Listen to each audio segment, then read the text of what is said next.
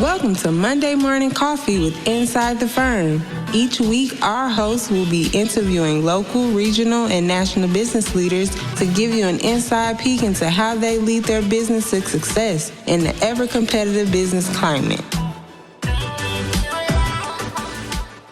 Welcome to Monday Morning Coffee with Inside the Firm. Today, I have a very special guest, Rockey Jr. He has created a successful real estate career beginning in the immediate aftermath of the recession in 2009. And over the years, he has seen people live and work from a wide array of vantage points. Currently, he operates multiple rental, flip, rent-to-own, and networking companies in the unpaid areas of life. He runs the podcast Father and Joe, where they attempt to return individuals to a place of faith in their lives. Joe, welcome to the show. Well, thank you for having me. Yeah, my pleasure. Before we get into exactly what you do, tell us how you got onto the entrepreneurial path. You know, did you grow up in a family of entrepreneurs? Is dad the entrepreneur that kind of guided you with that, or are you the first? No, he's about as opposite as you can be in retrospect. In fact, I started because I'm one of the very few who fell in love with the bug of commission. I liked the notion that I got paid based upon what I did, and that potential being vastly more than those around me. But obviously that comes with the pitfalls, at least when I was in college, of getting paid 4 times a year and then figuring out how to make it work out. That was essentially how it went. I made more than everyone around me, but it was a lot of feast or famine and learning how to do that commission road. So that's really how I started. I mean, my second job was that, and that's when I was 18 or something. So I just got into the commission lifestyle. And then when I was in college, I made the decision that I have to learn skills. Skills are what get you paid, not theories. So at that point, it was, what's the most universal skill set I could find? And every business needs to know where their money is. That's basically what accounting is. And every business needs to know how to get more money. That's what finance is, one of the 2 options, that, and sales is the other one. So I pretty much figured I would have a skill set that would be acceptable to everywhere. And when I was entering college, there was no recession. But when I was coming out of it, it was, okay, we just said no to a bunch of accounting firms that were really good in the first half of the semester. Now in the second semester, my people who did say yes to those jobs, my classmates, they're finding out those jobs just got rescinded. So it basically was like, all right, what is out there that someone would take me? And for better or worse, the financial advisor people who basically are just paid to sell life insurance and annuities will take anyone if you're willing to do it on commission. And I was underclassman the first year, or rookie of the year the first year, underclassman the second year, and third year I left. And the company I was in basically put me on an island anyway. So I essentially was being an entrepreneur, but not getting any of the upside of the payouts of it. So we left that venture to go create one where I can control my own product, and hence life insurance became real estate, and that's where we are. Beautiful. So where did you learn to sell then? I mean, obviously, if you're commission based and you love that from the beginning, you know, everybody I talked to is a pretty good salesman. Well, most people, they tell me this brilliant story, and I love hearing about them, about like, oh yeah, there was this guy named Joe Sr. and he taught me everything I had to know about sales. Or did you kind of do it on your own? Oh, I certainly have a guy like that, but it took me a while to find him. So I essentially started with the old tool time way of everything that could have gone wrong. I mean, I probably have had the worst sales managers from the time I was 18 until 23. And the fact that I'm still doing it despite them just shows how much I really like that when it works, I get paid a lot mentality of commission. But when I came out and I realized I was going to be making this transition of leaving Equitable and going to be doing something myself, I knew that I wanted to stay in sales because it was going to be essential for any business owner. And that's when I paired up with a guy named Dan Hudock. He's the greatest sales teacher I've ever met in my life. He actually addresses things in reality. And in one of the first conversations, I said, you know, I'm in my 20s. I'd much rather learn how to just do this right than keep making new mistakes over again. I mean, eventually I'm going to fail. I know I'm going to fail, but I might as well know I'm going down a good route and have my own fumbles on it rather than trying to swim upstream. So Dan is an incredibly good sales teacher, and that's what he did. He taught me how to sell better and better. Yeah. What is there anything you can point to specifically that maybe stands out to our audience about, you know, a couple tips on selling that he taught you? Sure. In general, sales is what, three major components. You got to get people in the door. You got to get people to want to buy your product. You got to deliver on your product. Essentially, what he told me was it was okay not to be good at everything and to find people that are better than you, because I personally hate prospecting. I'd way rather be in the field talking to people and making things happen. And it was this learning of how to acquire people who are the opposite of me, that want to be behind a desk to fill up my calendar, but don't really have the desire to be in the field. Mm-hmm. And once that kind of became set and how to do that correctly, it really took off. So I think that's the main thing. I mean, obviously he helped me with every single fine detail along the way. So trying to pick one thing that Dan taught me to make it amazing is hard. Mm-hmm. But the main component of saying, find someone who's better than you that actually wants to do this will always lead to better success. And that's where we ended up. Yeah, I love that. Absolutely. I mean, you can't do everything. And I think we also, when I used to teach at CU Boulder, and one of the things I would tell our design students similar to that was that you don't have to redesign the wheel. I mean, you were building on designs of the past. So thinking that you have to be everything all at once, I think is really opens doors for people in their mind. Well, tell us about your companies. Maybe we can start from the beginning, because I know you have several of them. Mm-hmm. What are they? What do they currently do? So the first one I started was the flipping company. So, there's nothing really complicated. Every TV show tries to make it, find a broken house, fix it up, resell it for more. TV makes it look way different than it is in reality, for the record. I was coming out having sold life insurance and annuities to professionals, attorneys, surgeons, stuff like that. So when it came time to running my first crew, I had this mentality that people would do what they said they would do. They would show up on time. Yeah. They would keep their word. And this first guy just took me for a ride flat out. There's no other way around it. And that happens to a lot of people very often. I mean, I had no idea what I was doing. And quite frankly, had I not already purchased the second flip before I finished the first one, I probably wouldn't still be doing this. Wow. Because of how big of a bath I took on that first project. Mm-hmm. But, experience can teach you a lot. I'm committed not to make the same mistake again. I'll find a new way to make a different mistake, but not the same one again. So the second flip turns out awesome. And the real thing that I wanted, and this was true even coming out of college, was I wanted work that I did when I was younger to pay for me when I was older. And part of Equitable, I can't believe it took me 3 years to read this, was I got paid a 0.1% commission rate. Said another way, you had to work 1,000 years to get 1 year's worth of residuals, which was another reason to really get the hell out. So that all being said, I wanted to get to the rentals, because back in 2011, it was really kind of the only avenue I saw where I could get residual income to me. It's not like now where you can build a new software program and have residuals paid to you, where people are used to the Netflix and Disney Channel model, mm-hmm. where you pay on a monthly basis. Then it was basically your utilities and your mortgage and or rent. That was basically the only things people were paying on a monthly basis. Because again, Netflix hadn't taken off yet. So that was really what I wanted. I wanted residual income. This is the way to do it. And that's kind of how we ended in real estate. But that was why we were doing all the flips, to get the money to buy the rentals. And then once we bought the rentals, we took off from there. Rental companies went for a while. My first rental company actually got bought out of. My partner who was doing it with me, his daughter at the time was in like 4th grade, and he figured out the amount of money we needed to go do his college expenditures.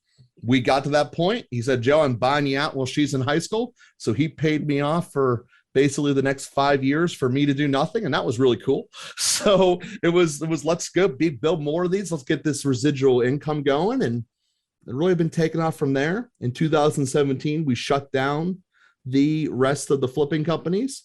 And that's when I started really focusing on my networking companies, where I still had all these leads coming in, but not the desire to flip them anymore. So I would sell them to investors that want them. So I would go to the house of the granddaughter because grandma died. Mm-hmm. I would buy it from her. And then without doing any work, I would sell it to a guy who actually did want to fix it up. And that was strictly profit based upon my own sales ability. Can I get the house at a low enough number to make it work? Because I had done flips for so long, I know what it would cost and what an investor would buy it for. Can I get to buy it at a low enough point? And that's really where my business has been with that and rentals and rent to owns since 2017.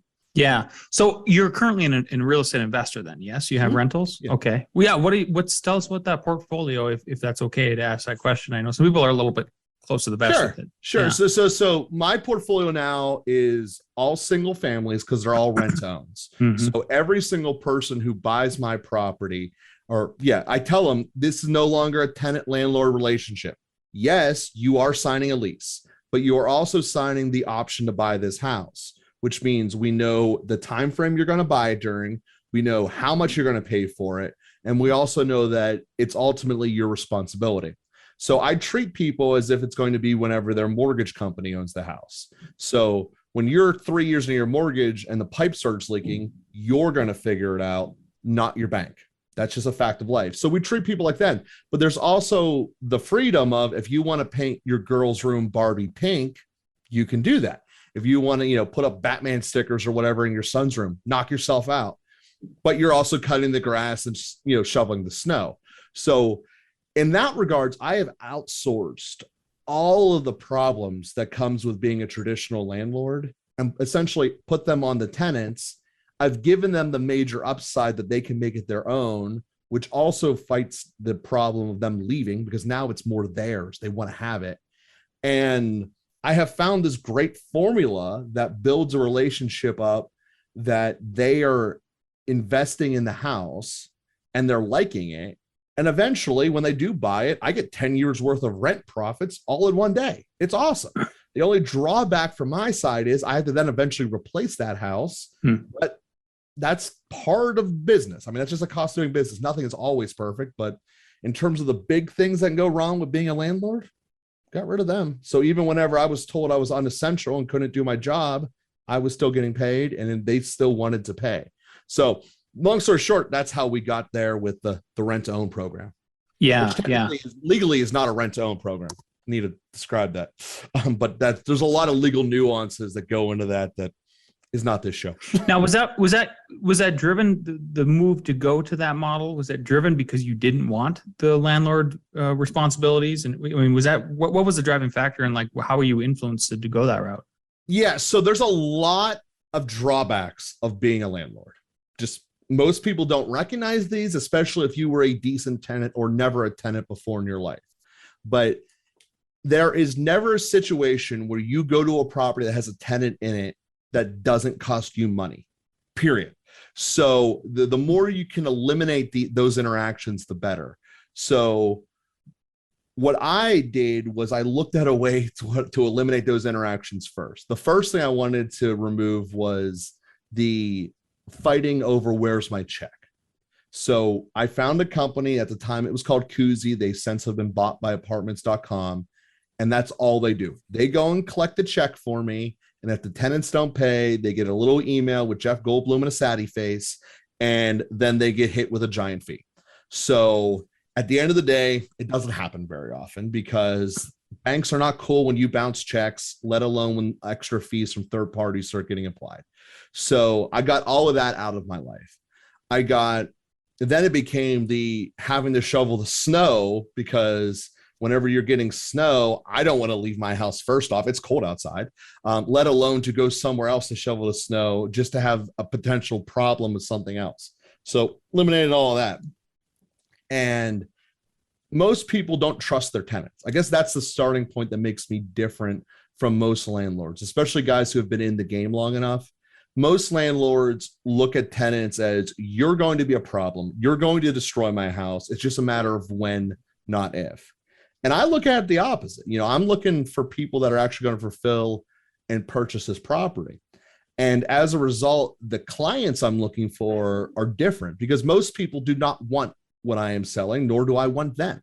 So I'm okay being in a smaller group trying to fish for it because what I'm getting is better results. And normally it's people who have good jobs, but their current life circumstances, they don't have the credit to get a mortgage. So these are people essentially fall in one of two categories. Either A, they had no idea how credit worked when they were younger and they're trying to catch up with credit card debt, or B, their divorce attorney told them to kill their credit out of spite. So in either situation, I'm dealing with people who have good jobs, They want to own the house, and they just don't want to be micromanaged. And there is a complete segment of society that doesn't want to see me as much as I don't want to see them. And that's essentially who I end up with. I end up with a ton of introverts with bad credit scores. I mean, at the end of the day, that's my marketing system. There's no real way to explicitly say that, but that's what ends up happening. Well, thank you for unpacking that. I really appreciate your willingness for the details. I'm a landlord myself, not in the way you do it, as my wife is as well. She's a real estate investor, so I'm just always interested in. That's one of the reasons why I had you in the show. I knew we would get along as far as real estate goes. Mm-hmm. So on that note. I'm sure we also kind of maybe see government being in the way, yes. And that. Okay, so let's tell us in your world, how do you see right now, the government and the courts impacting real estate, sort of where we're at right now, and then the second question is affordable housing. It's this buzzword. It's this thing that needs to happen, but in the city I operate in, their idea is that they are going to start taxing people who are developers in order to create affordable housing. And I know the government does not create affordable housing, like developers create affordable housing. So just your thoughts on that. Well, all right. So starting point, you cannot artificially, just because you feel like it, keep making things more expensive through your code law. So code that has been since 1984 is just as safe in keeping your house from burning down to the same code that's being put in place now. But the difference is about 40x the cost. So in any company, regardless of who you're looking at, the person who pays all of the costs of the governmental fees, including taxes, is always the end user, period. Mm-hmm. Yep. That's an economical fact of life. So the more stupid fees you put on because some lobbyist paid you to use these arc fault circuit breakers rather than the exact same ones that always work regardless, just means that your chance of having something be less expensive is not. I live in Pittsburgh. It is impossible to build a brand new property from scratch for less than $300,000 whenever it comes time to resell. Because we're not doing this out of the goodness of our hearts. We're not Habitat for Humanity. We're doing this for a profit so I can make sure all of my employees get paid and also I get paid as well.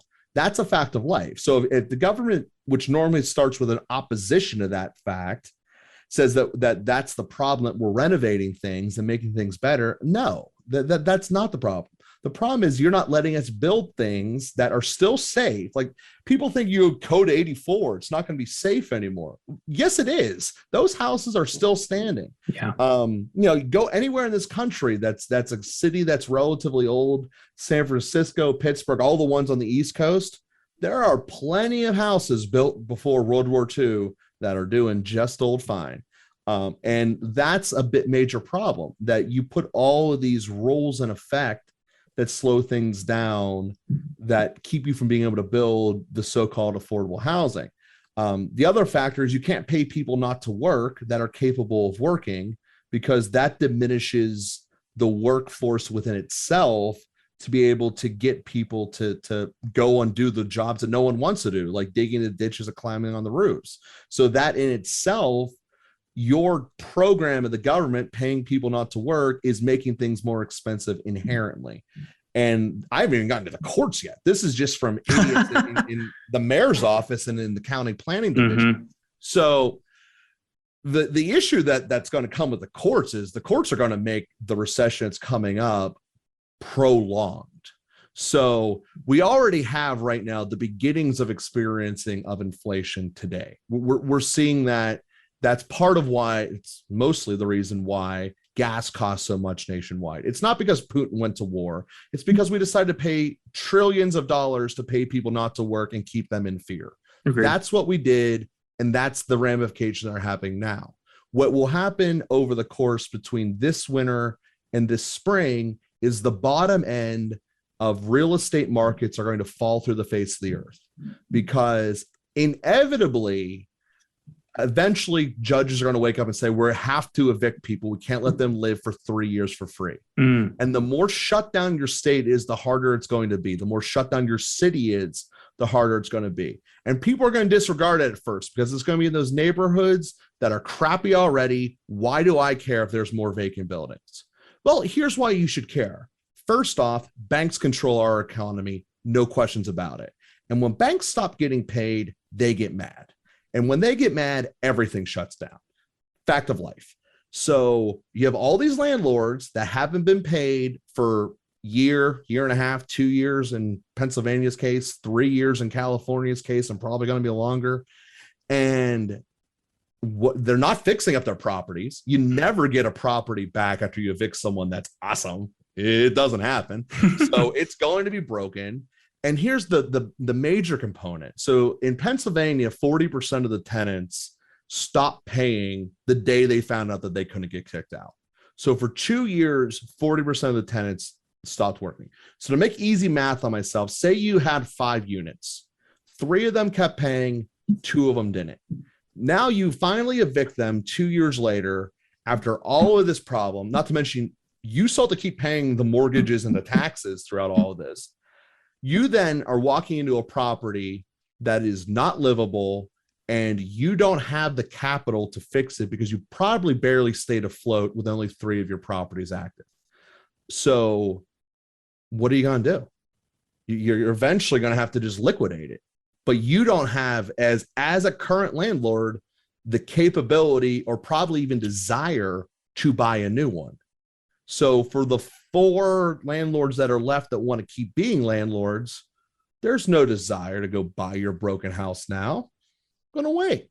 I'm going to wait some more because eventually that price, because of basic supply and demand economics, there will be a ton of supply, virtually no demand because no bank's giving a loan anymore. No bank is giving a loan to a house in those types of areas. They just all failed. I'm not giving you another loan. So now we're down with cash buyers, even less demand as a result of less capability.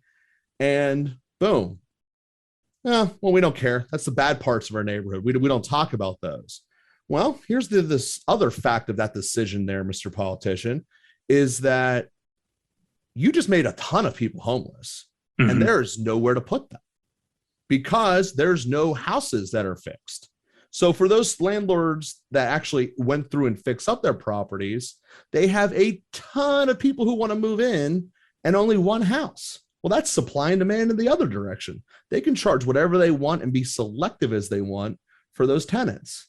And I know for myself, any single person that got evicted or any problem that implies evicted that shows up on their court from the day COVID started and through 2022, that's on your record for 10 years in Pennsylvania, and you'll never be my tenant. Or anyone who's going to be in your house has that. So I'm not just shunning you. I'm kicking your entire family out and taking you off my list forever because a decade basically is forever.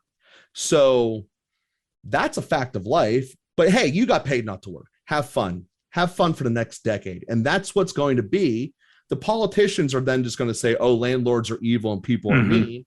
But there is no economic solution other than that. This is a built-in problem because we paid people not to work and paid them to be scared. And this is the ramifications. So that's going to kick off here in a couple of months or whatever, a year-ish maybe. But the really big hammer of this is banks haven't been allowed to evict anyone either that knew that they didn't want to pay their mortgage. And that nestle is a much larger percentage of the pie than the bottom end landlords. That is people who have normal level houses, upper level houses, and the extreme upper level houses that just decided not to pay. And there's a lot more of them out there than you think. And when that happens, because the court system for bankruptcy countrywide is run by congressional, that's a 3-year process. That is now a gluttony supply that hits the market of available properties and people who just went through bankruptcy that cannot rebuy them. That is going to be so much worse than the recession we just had because it's bigger. And the last recession, the subprime recession, is essentially going to mirror what this first half will be. The second half is going to be massive. And it will delay. It will look like we're coming out of the recession, and then this anchor of bankruptcies will hit the country in 3 years in 2025, and it will take the entire thing out. And this is all a direct result of Congress's decision to keep printing money, telling them banks that you're not allowed to do foreclosures. And essentially Biden caused this. There's no way around it. Well, Trump is responsible for a lot of that printing. Oh, hell yeah. I'm not saying Trump did it, but Biden could have stopped all of these bad Agreed. ideas they won, and he Agreed. Yeah. I said that wrong. Trump did cause it because he was there in the beginning. 100%. Biden could have stopped this at Agreed. any point, and he could do it today. Yeah. So there's not one party that's right here. They're both wrong. They both suck. I don't want to try to make that okay. Yeah. Very interesting. So last thing about that, and then I kind of want to switch to something else, is that, so what is, as an investor then, how are you looking at this? Are you trying to position yourself to be on the sidelines with cash, and go in with the dip like most wealthy people do, where they wait for that? We already did that. Yeah. But back in 19, when it was pretty obvious that I'm going to be unessential, because that's what Governor Wolf said I was, for a foreseeable future, every single property had a good enough tenant in it. We refinanced. We got every single ounce of equity we could out of our places. And like it's exactly what he said, there's just cash sitting on the sideline. And because it's the right thing to do for my business. And it's the only way that these broken areas will have a chance of getting rebuilt is if someone buys them. So yes, I'm not going to be stupid about it. I'm going to wait until I get the most return on my purchases, but that's how it's going to be. And that's exactly what we did seeing this problem coming. Yeah. Very insightful. Thank you for sharing that. Let's switch over to your podcast. Tell us about your podcast. Why create a podcast? Why did you feel compelled to create a podcast about faith, Jesus, God? Yeah. So it actually started with that transition we were just talking about. The transition from Obama to Trump was not awesome, to say the least. And basically this country divided itself into Fox people or CNN people, or at least that's the way they presented it on Twitter and on TV. The reality is most people didn't care. At the end of the day, most people did not care until COVID happened. But every time a culture or a civilization, whatever you want to call it, throughout world history has started to not listen to its opposition members within its country, something very bad has happened. And basically there's three options. Either A, they go to war with someone else, they go to war with themselves, or C, they do a genocide within themselves, which is really just the way of saying a really one-sided war. So that's inevitably what happens down this road of not being willing to talk to each other. So there's might be positioning to make sure that I'm on the right side of the genocide and I'm not the one being taken out, but it's never good. But the way you can fix this problem before it is to have dialogue and fix yourself, essentially. Make sure that you're not going down the road of not being able to listen or communicate with each other.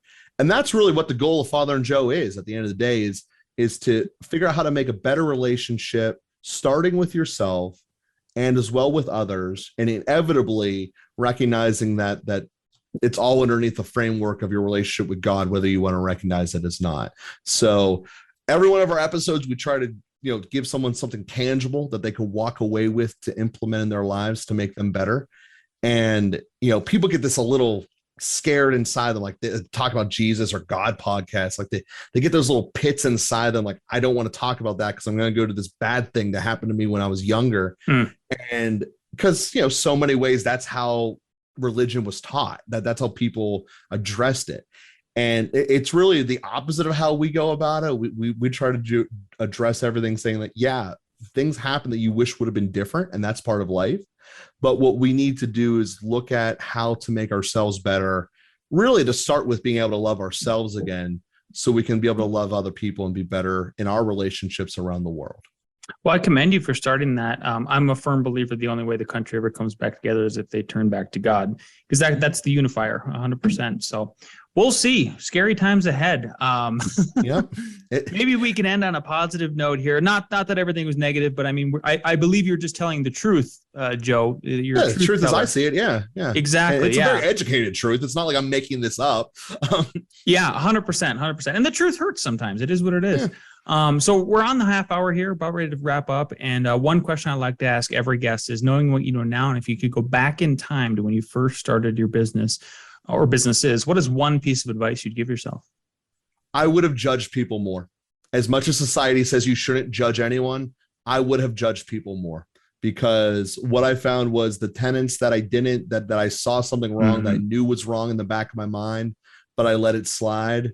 That has always become the biggest problem ever. And it's not judging people based upon how they look or anything like that. It's not letting things slide on credit reports or giving them excuses for how they got in whatever situation they're in. I like that. Joe, this has been fantastic. Thank you so much for your time. If people want to learn more about you, your companies, and your podcast, where can people find and follow you? Well, Father and Joe, it's straightforward, 3 words, Father and Joe. That's us on the podcast level, as we discussed there. On the professional level, if anyone ever will want to reach out, questions about real estate or what have you, it's the number 412, the word homes @gmail.com. That is not original. 412 is Pittsburgh's area code. It is 412homes @gmail.com. Beautiful. All right. Thanks again for being on the show. We appreciate your time.